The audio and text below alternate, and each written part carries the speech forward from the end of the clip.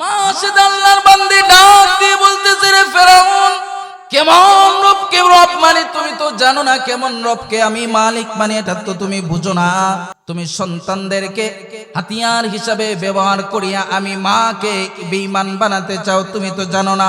একটা সন্তান কেন, আমার একটা সন্তানের শরীরের যে পরিমাণ পশম, যেই পরিমাণ পশম আছে, ওই পরিমাণ যদি আমার সন্তানের সংখ্যা থাকতো, আর যদি তুমি ফেরাউন একটা একটা কইরা সন্তান দইরা আমার সামনে ওই তেলের ডেগের মধ্যে ফেলতে আর শর্ত দিতে যে হয়তো ঈমান ছাড়বি নাইলে সন্তান হারাবি, ফেরাউন রে আমি আমার লক্ষ হাজার সন্তানকে কুরবান করতে রাজি, কিন্তু একটা সেকেন্ডের জন্য মালিকের ঈমান ছাড়তে রাজি না। কত বড় ঈমানদার ছিলেন! আর আমরা কেমন ঈমানদার? আমরা তো টাকার কাছে ঈমান বিক্রি করে দেই, ক্ষমতার কাছে ঈমান বিক্রি করে দেই, দলের কাছে ঈমান বিক্রি করে দেই। আর তারা ছিল ঈমানদার, জীবন বিসর্জন দিয়েছে, জীবন দিয়ে দিয়েছে, কিন্তু একটা সেকেন্ডের জন্য তারা ঈমান ছাড়তে চায় নাই। এমনি ফেরাউন জল্লাদকে ডাক দিয়ে বলে, রে জল্লাদ, আর দেরি করে যাবে না, মাসেদা ঈমান আনতে চায় না, ঈমান আনতে চায় না, তাড়াতাড়ি করো। মাসে তার দুগ্ধ পান করনেওয়ালা নবজাতক যে ছোট বাচ্চাটা আছে, ওই বাচ্চাটাকে তাড়াতাড়ি ডেকের কাছে নিয়ে মনোযোগ দিয়ে আম্মা জানেরা কথাগুলো শুনবেন। আজকে আপনি পর্দায় চলেন না, পর্দায় থাকেন না, শরীয়ত মানেন না, অথচ আপনার মতন মা সেটা আল্লাহর বান্দি, একজন আল্লাহর বান্দি ছিল, মানুষ ছিল, মহিলা ছিল। ও আম্মা জান, দেখেন না আপনি একটু মনোযোগ দিয়ে শুনে কি পারেন ওই রকম ইমানদারিনী মহিলার ঘটনা শুই না, কাহিনী শুই না, জীবনের পরিবর্তনের একটা লাইন আপনি খুঁজে পান কিনা মনোযোগ দিয়ে শোনার চেষ্টা করেন। এমনি ফেরাউন আদেশ দিল, রে জল্লাদ, তাড়াতাড়ি কর, তাড়াতাড়ি করিয়া তার দুগ্ধ পান করনেওয়ালা সন্তানটাকে ডেগের কাছে নিয়ে আয়। ডেগের কাছে নিয়ে আইসা আদেশ দিলে ডেগের মধ্যে ছেড়ে দিবে। ডেগের কাছে নিয়ে আসার পর আবার ফেরাউন বলে, ও মা সেটা দেখো না, দেখো না, ঈমানটা ছেড়ে দে, আমাকে রব মেনে নেও না। ফেরাউন কি জন্য এত মাংটায় জানেননি, কারণ হের ভিতরে শয়তানি একটা বুদ্ধি কাম করতেছে। বলে কি শয়তানি বুদ্ধি? বলে মা সেটারে যদি আজকে আমি মেরেও ফেলে দেই, কিন্তু আমি ফেরাউনের বিজয় হবে না, কারণ যখন মানুষ, আশেপাশের মানুষ শুনবে মা সেটা আমার পরিবারের একজন বান্দি সদস্য ছিল, আমার পরিবারের সদস্য হইয়া বান্দি আমারে রব মানে নাই, বান্দি আমাকে রব মানে নাই, এর মানে হইল আমার ঘরের সদস্যরাই আমারে রব মানে না, তাইলে বাইরের মানুষ কেমনে রব মানতো? এর লাগে শয়তানে তারে কয়, চেষ্টা কর, দেখ ফারস নিয়ে রামতে। জামিয়া আশরাফিয়া চন্দনিয়া 4 গ্রাম মাদ্রাসা কর্তৃক আয়োজিত বার্ষিক ইসলামী মহাসম্মেলনের অত্যন্ত শ্রদ্ধেয় সম্মানিত সভাপতি মণ্ডলী, আমন্ত্রিত হযরত উলামায়ে কেরাম, সামনে উপবিষ্ট দিন প্রিয়, ইসলাম প্রিয় তাওহীদি জনতা, রাতের গভীর সারসংক্ষেপ অল্প কিছু মুযাকারাতান আলোচনা করার চেষ্টা করব। আল্লাহ রাব্বুল আলামিন যেন যে আয়াতখানা তেলাওয়াত করেছি, তেলাওয়াতকৃত আয়াতকে সামনে রেখে দ্বীনের খেদমতের নিয়তে কিছু কথা বলার তৌফিক দান করেন। আল্লাহ যদি তৌফিক দান করেন, উল্লেখিত আয়াতকে সামনে রেখে ইনশাআল্লাহ কিছু কথা বলার চেষ্টা করব। যেই আয়াতখানা তেলাওয়াত করেছে, আল্লাহ রাব্বুল আলামিন বলতেছেন, ইন্নাল্লাযীনা ক্বালু রাব্বুনাল্লাহ, নিশ্চয়ই যারা বলে তাদের রব হলেন আল্লাহ। আমরা, আমাদের রব কে? আমাদের রব আল্লাহ। আমরা বলি না আমাদের রব যে আল্লাহ? আমরা যারা মুসলমান আছে আমরা এই কথাটা বলি। বেঈমানরাও রব যে আল্লাহ সৃষ্টিকর্তা উপরওয়ালা বিশ্বাস করে, করে কি করে না? করে। তবে পরিপূর্ণ মুমিন, পরিপূর্ণ ইমানদার হওয়ার জন্য শুধু রব স্বীকৃতি দেওয়াটাই যথেষ্ট না। আল্লাহ বলতেছেন, ইন্নাল্লাযীনা ক্বালু রাব্বুনাল্লাহ সুম্মা ইসতাকামু, যে যারা বলবে তাদের রব হলেন আল্লাহ, তারা যেন তাদের কথার মধ্যে ইস্তেকামতের সাথে, মজবুততার সাথে, তার মধ্যে দৃঢ়তার সাথে মজবুত করে ধরে রাখে। রব বলেছি আল্লাহ, কিন্তু মুখে বললাম রব আমার আল্লাহ, কার্যক্রমে এমন কার্যকলাপ, এমন আচরণ, বডি ল্যাঙ্গুয়েজ যার দ্বারা বোঝা যায় সে নামে মাত্র মুসলমান, কামে তার মধ্যে মুমিনের কোনো গুণাগুণ নেই। মুহতারাম হাজিরিন, গুরুত্বপূর্ণ বিষয়, আজকের মাহফিলের বড় বড় আলোচকরা যারা আছেন সবাই আলোচনা করে গেছেন গা, আর মাহফিলের লাস্টের দিকে প্রধান বক্তা হিসাবে যারা থাকেন এরাও ইয়া কন যে আলোচনা শুনে লাইছুন, এখন দোয়া করে লিতাম, আর আমি দোয়ার যোগ্য না, একবারে আসি লাস্টের দিকে। এরপরে যেহেতু বসছি, আল্লাহ তৌফিক দিয়েছেন, অল্প সময় কিছু কথা বলে ইনশাল্লাহ আপনাদেরকে নিয়ে হাত উঠাবো। আল্লাহ তাআলা যদি কোনো ব্যক্তি বলে যে তার রব হলেন আল্লাহ, আল্লাহ বলেন এটাই, এই কথাটা বলাটাই স্বয়ং সম্পূর্ণতা না। মুমিন ইমানদারের জন্য জরুরি, আবশ্যকীয় হলো মুমিন বান্দা রব যে আল্লাহ বলেছে এই কথার উপর অটল আর অবিচল থাকে। অটল আর অবিচল থাকা। মুফাসসিরিনে কেরাম বলেন, একজন মানুষ রুবুবিয়তের স্বীকৃতি দিতে গিয়ে কিভাবে আল্লাহ যে রব এই কথার উপর অটল আর অবিচল থাকতে পারে। মানুষের জীবনের 6টা অবস্থা, 6টা প্রেক্ষাপট, অথবা বলেন 6 জীবন। কোন মুমিন, কোন ইমানদার 6টা অবস্থায় যদি মালিককে রব স্বীকৃতি দিয়ে, মালিককে রব মেনে এই কথার উপর ইস্তেকামতের সাথে থাকতে পারে, তখনই সে পরিপূর্ণ কামেল মুমিন হতে পারে। এর মধ্যে 1 নাম্বার, ব্যক্তি জীবনে রব স্বীকৃতি দেওয়া।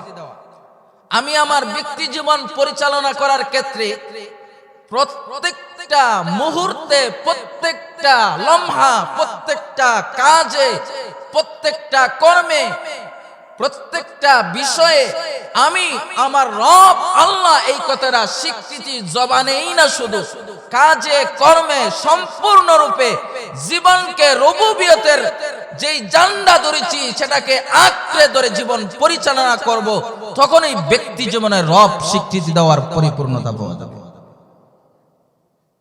2 নাম্বার, পারিবারিক জীবনে রব স্বীকৃতি দেওয়া। কু আনফুসাকুম ওয়া আহলিকুম নারা, নিজে বাঁচো, নিজের পরিবারকে বাঁচাও। নিজে যেমন ভাবে আল্লাহকে রব স্বীকৃতি দেই, ঠিক তেমনি ভাবে নিজের পরিবারকেও রব মানতে বাধ্য করা, রবের বিধান মেনে, শরীয়তের বিধানগুলো মেনে চলার প্রতি তাকেও উৎসাহিত করা, প্রয়োজনে পরিবারকে বাধ্য করা রবের বিধানগুলো মেনে চলা। 3 নাম্বার, সামাজিক জীবনে রব স্বীকৃতি দেওয়া।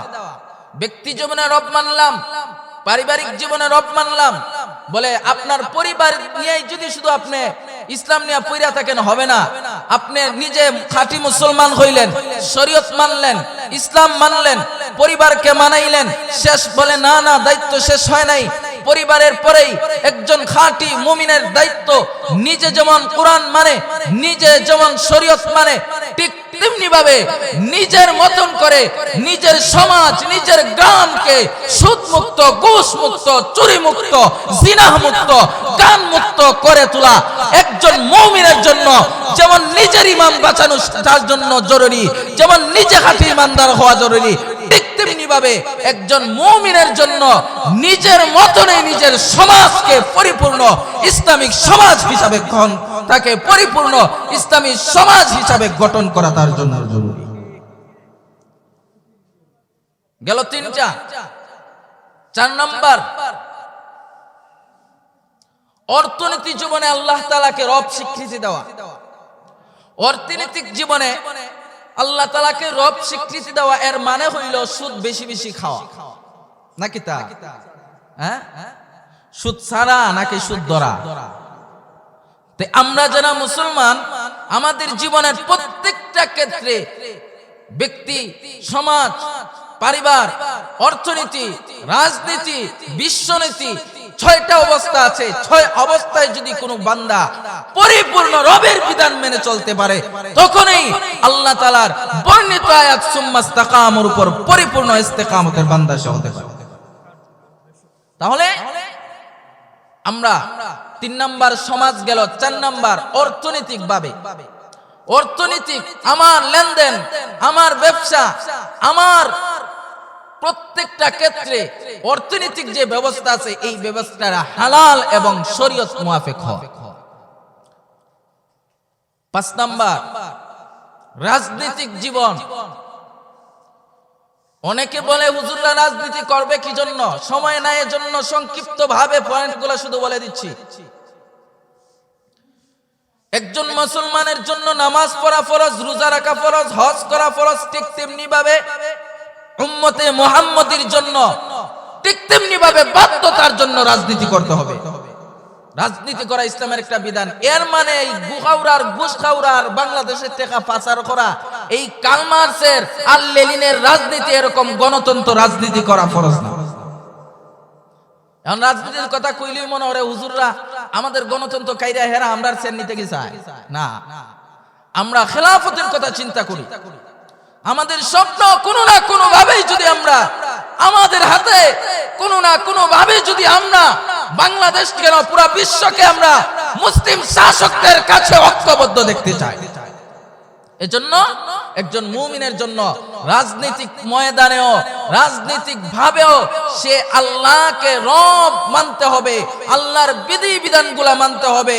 যদি কোনো দলের নেতা মুসলমান দাবি করে এবং এই কথা বলে কোরআনের সাথে রাজনীতির কোনো সম্পর্ক নাই, যদি কোনো নেতা বলে রাসূল আমাদের কোনো রাজনৈতিক নেতা না, তাহলে সে যত বড় দাবি করেনেওয়ালা মুসলমানই হোক না কেন, কখনো সে পাক্কা মুমিন হতে পারে না। 6 নাম্বার আন্তর্জাতিক জীবনে আল্লাহকে রব স্বীকৃতি দেওয়া। এই 6টা অবস্থায় যদি রবকে রব স্বীকৃতি দিতে পারি, 6 অবস্থায় যদি মালিককে মালিক স্বীকৃতি দেওয়া যায়, আল্লাহ তাআলা বলেন বান্দাকে আমি আল্লাহ 3টা পুরস্কারে পুরস্কৃত করব। কয়টা পুরস্কার? মুসলমান বন্ধুগণ আমার, রাত গভীর, খুব মনোযোগ দিয়ে অল্প সময় কথাগুলো শোনার চেষ্টা করেন। যেই 6টা অবস্থার কথা বললাম, 6 অবস্থা যদি মানতে পারেন, মালিক বলেন আমি আল্লাহর পক্ষ থেকে আমার বান্দাকে 3টা পুরস্কার দেব।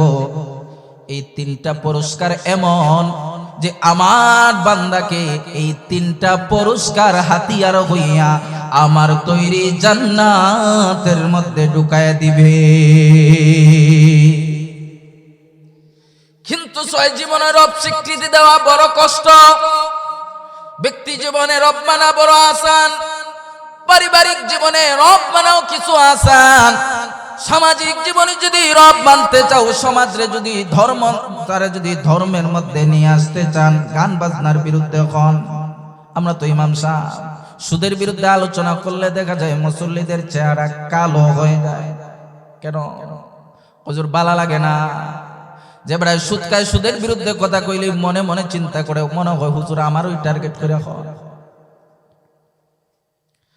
ইমাম সাহেবরা, খতিব সাহেবরা সমাজ পরিবর্তন করার জন্য কেন কথা বলেন জানেন?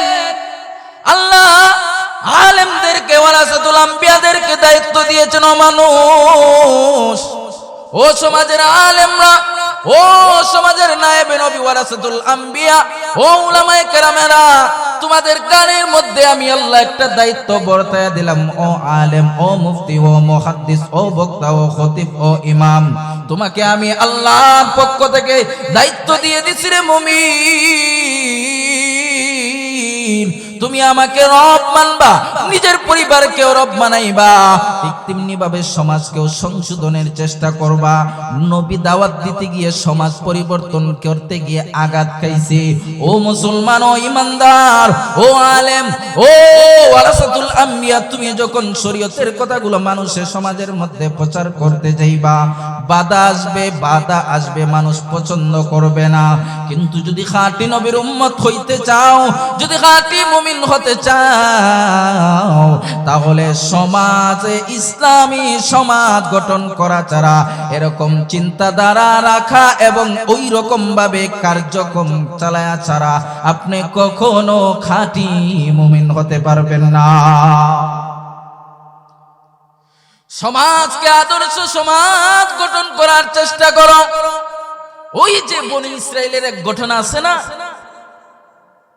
বড় এক আল্লাহর ওলি, তাহাজ্জুদ মিস নাই, আওবিন মিস নাই, আশরাক মিস নাই, ফরজ তো জামাত তো তার ছুটেই না। প্রত্যেক সময় প্রত্যেকটা সেকেন্ডে সে নফল ইবাদতের মধ্যে মগ্ন থাকে, কিন্তু এলাকা সমাজ নিয়ে তার কোনো চিন্তা নাই। জিব্রাইলকে আল্লাহ পাঠাইলেন, যাও ওই এলাকাটা ধ্বংস করে দিয়ে আস। জিব্রাইল বলতেছেন, মালিক, ওই জায়গার মধ্যে এমন একজন মানুষ আছে, যেই মানুষটা আপনার সর্বদা ইবাদত বন্দেগী করে, সে চেহারাটা এদিক সেদিকও একবারের জন্য ঘুরায় না। ও আল্লাহ, বলেন ওই বান্দারে কি ধ্বংস করে দিব? আল্লাহর পক্ষ থেকে অর্ডার, জিব্রাইল, ওই এলাকাকে ধ্বংস করার জন্য তুমি তোমার ডানাটাকে মাটির নিচে ঢুকাইয়া উল্টায়া দিবা। আর ওই ডানাটাকে তুমি ঢুকাইবা, ওই ডানাটা কোন জায়গায় ঢুকাইবা জানোনি?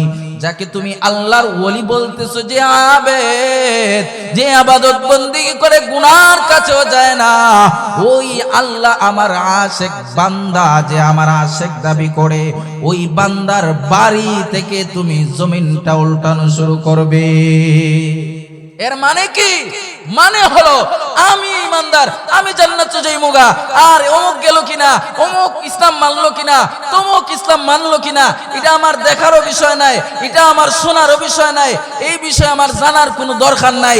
এমন কইরা কি মনে করুন কিতা একলা একলা জান্নাতে যাওয়া যাইব?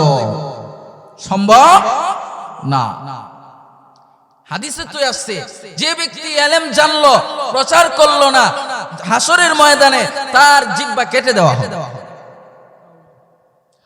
মুহতারাম হাজিরিন,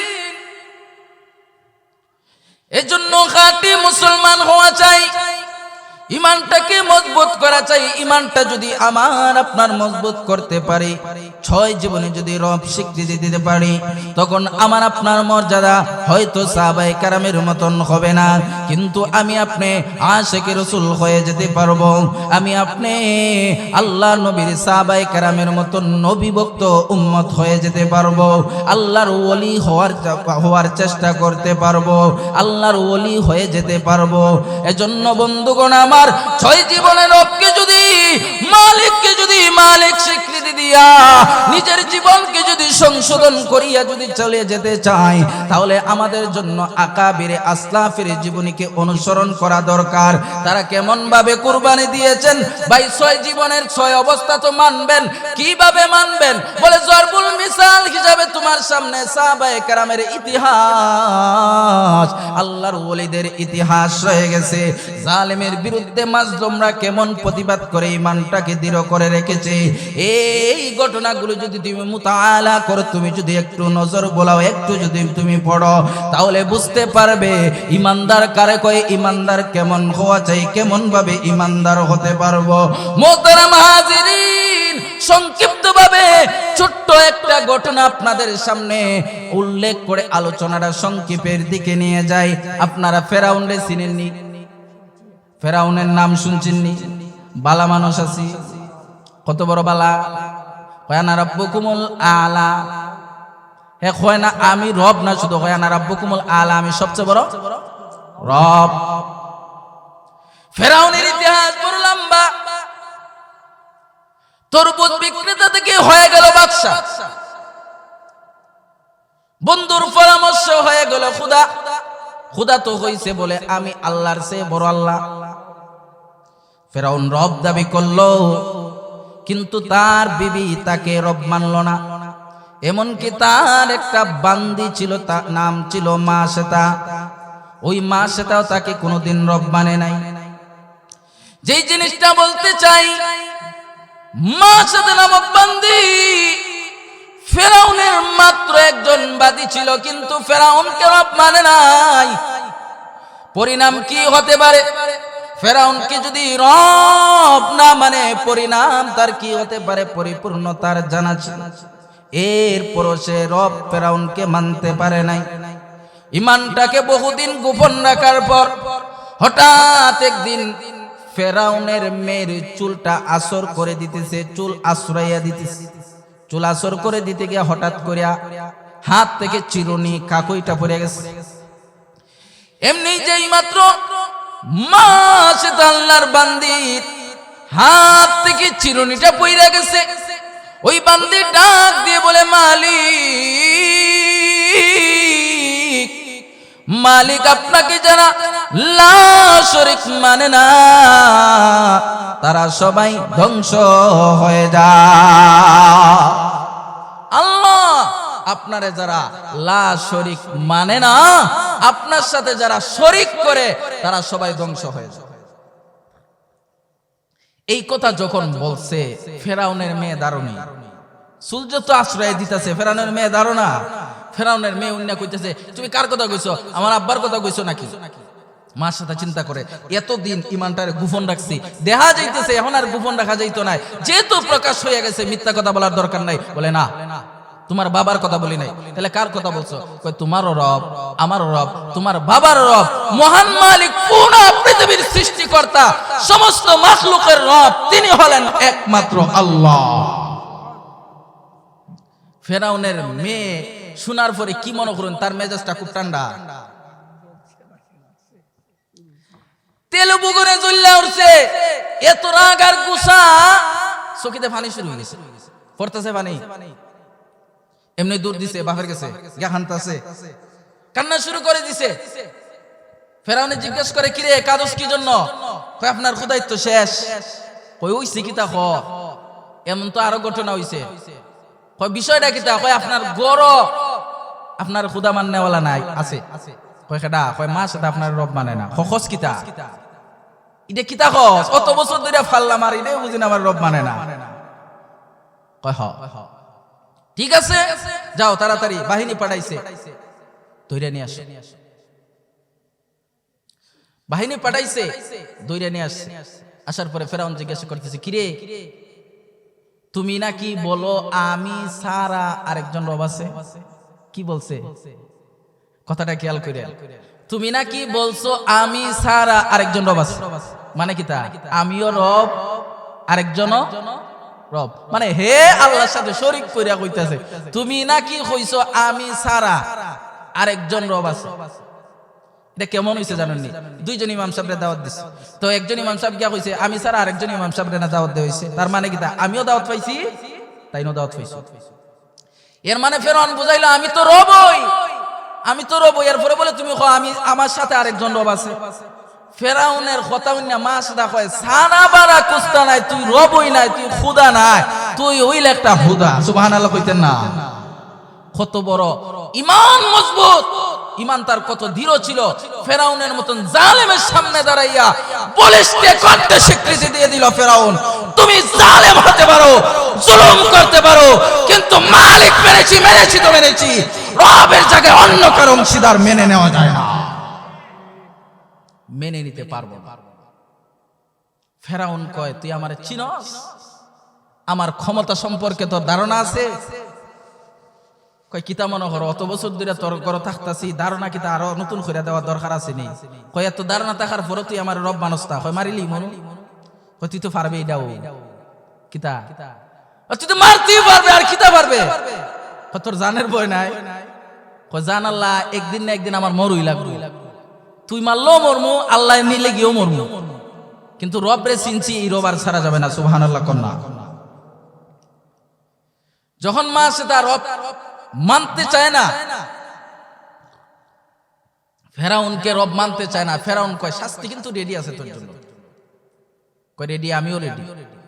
এমনি কয় তাড়াতাড়ি কর, মা সে তারে বন্দি কর, সুন্দর করে হাত বাঁধ, তার দুইটা সন্তান আছে, এই দুইটা সন্তান রে নিয়ে আয়। মা সে তাকে বন্দি করা হলো, তার দুইটা সন্তানকে বন্দি করা হলো। দুইটা সন্তানের মধ্যে একটা ছোট সন্তান ছিল, দুগ্ধ পান করে নেওয়ালা বাচ্চা সন্তান। ওই সন্তানটাকে মা সে তার কুল থেকে কেড়ে নিয়ে আলাদাভাবে রাখা হলো।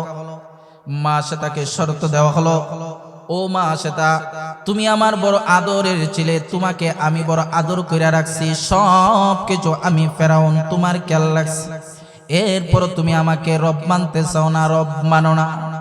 রে মা সেতা রে, আমি ফেরাউন তোমার কোনো কিছু দিতে কোনোদিন কমতি করি নাই, সব কিছু দেওয়ার চেষ্টা করেছি, এরপর তুমি আমাকে এতদিন রব মানো নাই। এখন সময় চলে আসছে, আমি জেনে গেছি, তোমাকে নতুন করে প্রস্তাব দিলাম, তুমি আমাকে রব মেনে নাও। ওই দেখো তোমার সন্তানগুলো আলাদা রাখছি, শাস্তি তুমি একা পাবা না, তোমার সন্তানগুলোকেও দেওয়া হবে। আর যদি তুমি আমাকে রব মেনে নাও, মালিক মেনে নাও, তাহলে আমি তোমাকে মুক্তি দিব না, সন্তানগুলোকেও মুক্তি দিব। রে মা সেতা, আমি শুধু তোমাকে মুক্তি দিব না, আমি তোমাকে আজাদ করিয়া আমার যে রাজ্য আছে, রাজ্যের মধ্যে ভালো একটা জায়গায় বাড়ি করিয়া তোমার থাকার জায়গা করে দেব, ওই জায়গার মধ্যে তুমি থাকতে পারবা, এরপর তুমি আমাকে রব মেনে নাও। মা সে তার চোখগুলো আগুনের মতো লাল হয়ে গেছে, চোখ থেকে টপ টপ করে পানিগুলো পড়তেছে। মা সে তার ডাক দিয়ে বলে, রে জালেম ফেরাউন, রব একজন মেনেছি, রব একজন, আর কোন দ্বিতীয় রব মানতে পারবো না। তুমি আমার লোভ দেখা আজাদ করে দিবা, আমাকে ক্ষমতা দিবা, আমাকে টাকা দিবা, পয়সা দিবা, তুমি তো এটা ভালো করে জানো না। আমি মা সেতা এমন এক রবকে চিনেছি, এমন এক রবের কদমে সেজদা দেই, এমন এক রবকে মেনে আমি মা সেতা এতদিন পর আমি কাটাইছি, যেই রব চাইনে মুহূর্তের ভিতরে তোমাকে ফকির বানায় দিতে পারে। আমি মা সেতাকে আল্লাহ চাইলে তোমার জায়গায় বাদশাহে বসায় দিতে পারে, ঠিক কিনা? हर गरीब नेक तू तैयार है, जो न मंगे उससे तू बेजार है। আল্লাহ কেমন জানেননি? দুনিয়ার মানুষের কাছে আপনি চাইবেন, দুনিয়ার মানুষের কাছে আপনি চান, যত চাইবেন, একবার চাইবেন দিল, দ্বিতীয়বার গেলে মুখটা কালা, তৃতীয়বার গেছেন অমুক ভাই বাড়িতে আছেন নিগো, কিছু সাহায্যের দরকার, সামনের দরজায় দিয়ে আইব না পিছনের দরজায় দিয়ে যাইব, আর ছোট একটা বাচ্চারা হইয়া দিব জায়গা হ আব্বা বাড়িত না, ঠিক নেই? একজন মানুষ একবার দেয়, দুইবার সাহায্য করে, তিনবারের কালো আর করতে চায় না। কিন্তু আমার আপনার সেই মহান মালিক বলে গোলাম রে, আমি আল্লাহর কাছে যদি না চাও, আমি আল্লাহ বান্দার প্রতি বড় বেজার হয়ে যায়। আর আমি আল্লাহর কাছে যারা চাই, আমি আল্লাহ ওই বান্দার প্রতি খুশি হয়ে যাই। তুমি মিটাও সকল চাওয়া, দুদিন আগে পরে তোমার কাছে সকল পাওয়া, সবই তোমার তরে। তোমার কাছে চাই গো পানা, তোমার কাছে চাই গো পানা, আমরা প্রতিদিন।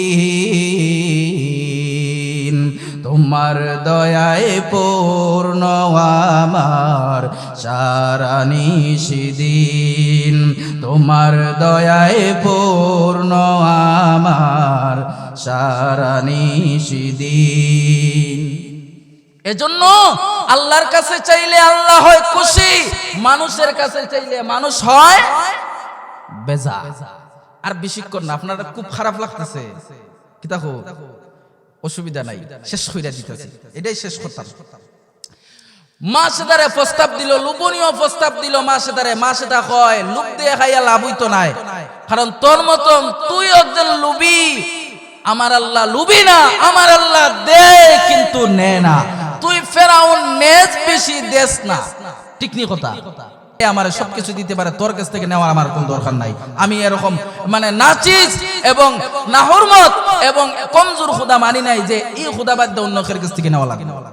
মা সে তার কয়, তুই দেখা যায় তেরা, তোরে এমনি ঠিক করা যাইতো না, ঠিক করতেইব। এ জল্লাদ তাড়াতাড়ি কর, ডেক বসা। সবচেয়ে প্রসিদ্ধ মতামত হলো আগুন জ্বালাইয়া বড় একটা ডেক বসানো হয়েছে, নিচ থেকে ডেক জাল দিতেছে, তেল দিয়া তেলগুলারে উত্তপ্ত গরম করছে, ফুটফুট গরম ভাতের ফেনের মতন ঠকবক করতেছে। দুইটা ছোট বাচ্চা সন্তানকে সামনে নিয়ে আসছে, মা সেটাকে সামনে নিয়ে আসছে। আইনা মা সেটাকে বলতেছে, মা সেটা দেখো, তোমাকে আমি ক্ষমতার লোভ দেখাইলাম, তোমাকে আমি টাকার লোভ দেখাইলাম, মানো নাই, এবার আর কোনো সুযোগ হবে না। তাকায়া দেখো, একটু নজর করে তাকায়া দেখো না, আগুনের মধ্যে তেলগুলো টকবক করে ফুটতেছে, ছাড়তে দেরি হবে, ওখানে মাংসগুলো গলে পচে তেলের সাথে মিশতে দেরি হবে না, তুমি নিমেষেই ধ্বংস হয়ে যাবে। শুধু তোমাকে মারবো না, তোমার দুইটা সন্তানকে আমি মেরে ফেলবো।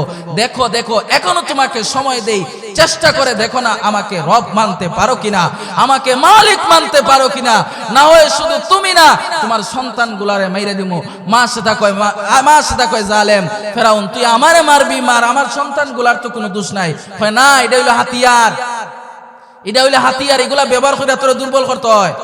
এজন্য দেখবেন যারা সঠিক পথে সরল পথে চলে, এদেরকে নষ্ট করার জন্য, এদের চরিত্রকে কলঙ্কিত করার জন্য হাতিয়ার ব্যবহার করা হয়।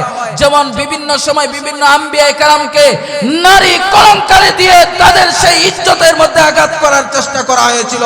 সেই নব্য ফেরাউন আমার বাংলার জমিনেও ঠিক তেমনি ভাবে শাইখুল হাদিস ইবনে শাইখুল হাদিসকে, সেই ফেরাউনি এবং সেই নমরুদ বাহিনীর মতো আমাদের সেই কলিজার টুকরা শাইখুল হাদিসকে নারী নির্যাতনের কলঙ্ক মামলা দিয়ে তার ইজ্জতকে বিনষ্ট করার চেষ্টা করেছিল। কিন্তু আল্লাহ বলেছেন, ওয়া মাকারু ওয়া মাকারাল্লাহ ওয়াল্লাহু খায়রুল মাকিরিন। চক্রান্ত করে মালিকের সাথে কেউ পার পায় নাই। ফেরাউন, নমরুদ, হামান, সাদ্দাত, কারুনরা পারে নাই, নব্য ফেরাউন হাসিনাও পারে নাই, অতীতে পারে নাই, ভবিষ্যতে কখনো আহলে হক উলামায়ে কেরাম আশিকে রাসূলকে কেউ কখনো কলঙ্কের শিকার করতে পারবে না। মোহতারাম হাজিরিন, আমি বাহুবলের মধ্যে নতুন, তাকসিও কম, আলোচনার ময়দানে আলোচনা যতটুকু করে বাহিরেই করা হয়, এজন্য শহর এলাকায় করা হয়, এজন্য চিল্লাইয়া কথা বেশি হইয়া অভ্যস্ত হয়ে গেছি। যাই হোক, শেষ করিলাই তুই আমার। ফেরাউন যখন কয় তোরে মারমু, তোর বাচ্চারও মারমু, কারণ এগুলো দুর্বল জায়গা, যদি তোর বাচ্চাদের ব্যাপারে না কই তাইলে তুই তোর জীবন দিলে বেদম ভালো হয়ে যাবে। মা সেটা আল্লাহর বান্দি ডাক দিয়ে বলতেছে, রে ফেরাউন, কেমন রবকে রব মানে তুমি তো জানো না, কেমন রবকে আমি মালিক মানে এটা তো তুমি বুঝো না। তুমি সন্তানদেরকে হাতিয়ার হিসাবে ব্যবহার করিয়া আমি মাকে বেঈমান বানাতে চাও, তুমি তো জানো না। একটা সন্তান কেন, আমার একটা সন্তানের শরীরের যে পরিমাণ পশম, যেই পরিমাণ পশম আছে, ওই পরিমাণ যদি আমার সন্তানের সংখ্যা থাকতো, আর যদি তুমি ফেরাউন একটা একটা কইরা সন্তান দইরা আমার সামনে ওই তেলের ডেগের মধ্যে ফেলতে আর শর্ত দিতে যে হয়তো ঈমান ছাড়বি নাইলে সন্তান হারাবি, ফেরাউন রে আমি আমার লক্ষ হাজার সন্তানকে কুরবান করতে রাজি, কিন্তু একটা সেকেন্ডের জন্য মালিকের ঈমান ছাড়তে রাজি না। কত বড় ঈমানদার ছিলেন। আর আমরা কেমন ঈমানদার, আমরা তো টাকার কাছে ঈমান বিক্রি করে দেই, ক্ষমতার কাছে ঈমান বিক্রি করে দেই, দলের কাছে ঈমান বিক্রি করে দেই। আর তারা ছিল ঈমানদার, জীবন বিসর্জন দিয়েছে, জীবন দিয়ে দিয়েছে, কিন্তু একটা সেকেন্ডের জন্য তারা ঈমান ছাড়তে চায় নাই। এমনি ফেরাউন জল্লাদকে ডাক দিয়ে বলে, রে জল্লাদ, আর দেরি করে যাবে না, মা সেটা ঈমান আনতে চায় না, ঈমান আনতে চায় না, তাড়াতাড়ি কর। মা সে তার দুগ্ধ পান করনেওয়ালা নবজাতক যে ছোট বাচ্চাটা আছে, ওই বাচ্চাটাকে তাড়াতাড়ি ডেকের কাছে নিয়ে মনোযোগ দিয়ে আম্মা জানেরা কথাগুলো শুনবেন। আজকে আপনি পর্দায় চলেন না, পর্দায় থাকেন না, শরীয়ত মানেন না, অথচ আপনার মতন মা সেটা আল্লাহর বান্দি, একজন আল্লাহর বান্দি ছিল, মানুষ ছিল, মহিলা ছিল। ও আম্মা জান, দেখেন না আপনি একটু মনোযোগ দিয়ে শুনে কি পারেন ওই রকম ইমানদারিনী মহিলার ঘটনা শুই না, কাহিনী শুই না, জীবনের পরিবর্তনের একটা লাইন আপনি খুঁজে পান কিনা মনোযোগ দিয়ে শোনার চেষ্টা করেন। এমনি ফেরাউন আদেশ দিল, রে জল্লাদ তাড়াতাড়ি কর, তাড়াতাড়ি করিয়া তার দুধ পান করনেওয়ালা সন্তানটাকে ডেগের কাছে নিয়ে আয়। ডেগের কাছে নিয়ে আইসা আদেশ দিলে ডেগের মধ্যে ছেড়ে দিবে। ডেগের কাছে নিয়ে আসার পর আবার ফেরাউন বলে, ও মা সেটা দেখো না, দেখো না, ঈমানটা ছেড়ে দে, আমাকে রব মেনে নেও না। ফেরাউন কি জন্য এত মাংটায় জানেননি, কারণ এর ভিতরে শয়তানি একটা বুদ্ধি কাম করতেছে। বলে কি শয়তানি বুদ্ধি?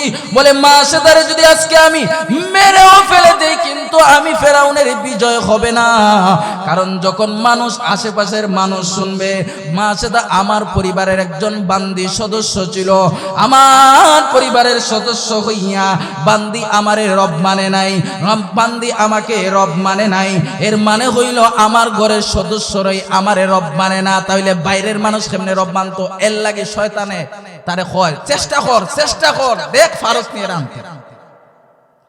কিন্তু এর থেকে বড় ইমানদার তা ছিল আসিয়া। একবারে ডেগের কাছে দুগ্ধ পান করনেওয়ালা সন্তানটাকে নিয়ে গেছে। সন্তানটাকে তেলের কাছে নিয়ে মা সেটাকে আবার প্রশ্ন করে, রে মা সেটা, কত করে তোমাকে বুঝালাম, সময় দিলাম, ঈমানটা ছাড়ার জন্য বললাম, কিন্তু ছাড়তে চাও না। দেখো না এখনো তোমাকে আমি সময় দেই, তোমাকে আমি আগে যেই সমস্ত অফার দিছি বহাল আছে, এই অফার গুলো তোমারে দেওয়া হবে, এরপর তুমি আমাকে রবটা মেনে নাও। তোমার মালিক যাকে রব মানো, ওই রবকে ছাড়িয়া তুমি আমাকে রব মেনে নাও, তাহলে আমি তোমারে মুক্তি দিব, সন্তান গুলারে মুক্তি দিব। মা সেটা আল্লাহ নাসুরমান বান্দি, পাক্কা ইমানদার বান্দি ডাক দিয়ে বলে, ফেরাউন শয়তান, যতই তুমি চেষ্টা করো, যতই তুমি কোশিশ করো, যতই তুমি আমাকে পরীক্ষার মধ্যে ফেলো না কেন, যেই রবকে চিনেছি, যেই মালিককে রব স্বীকৃতি দিয়েছি, জীবন চলে যাবে, কিন্তু এই মালিককে একটা সেকেন্ডের জন্য আমি ছাড়ব না। এমনি জল্লাদকে আদেশ দিল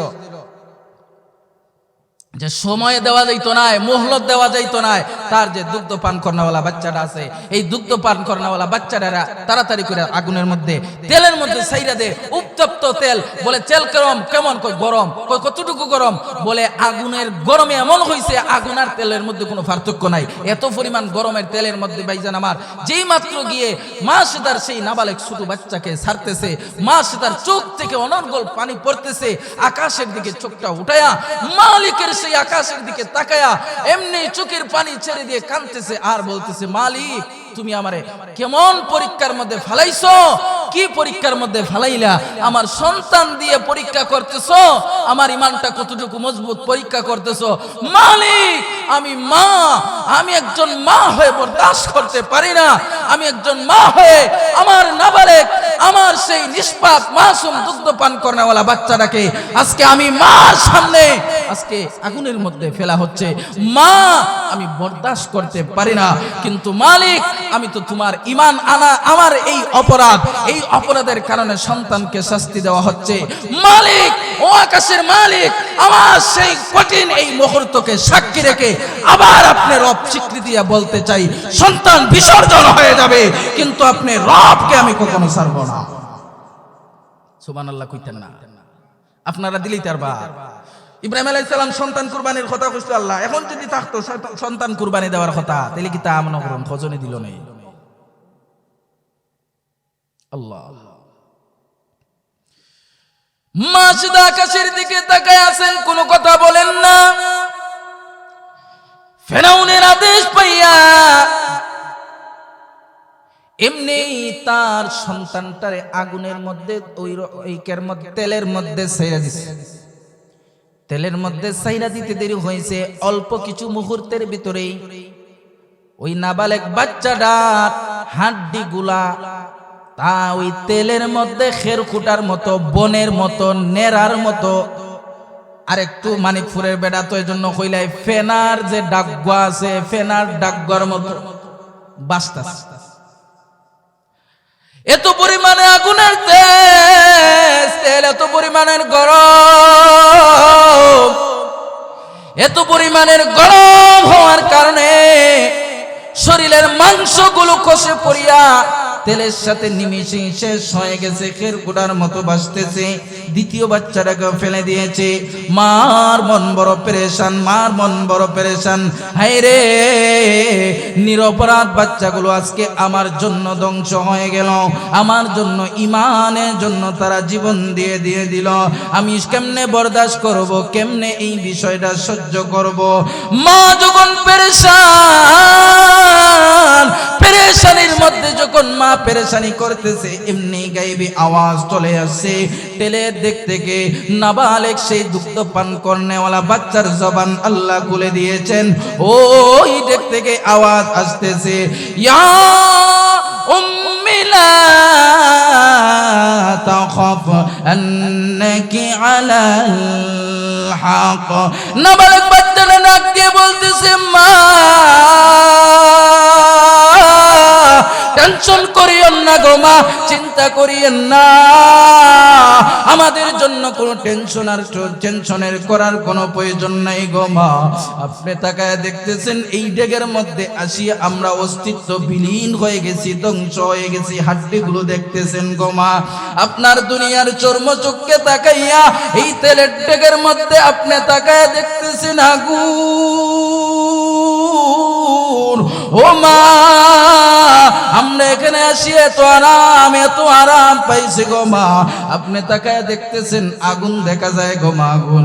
কিন্তু একবার এখানে আসিয়া দেখেন আল্লাহ যেমন ইব্রাহিম আলাইহিস সালামের জন্য ইয়া নারু কুনি বারদাও ওয়া সালামান আলা ইব্রাহিম।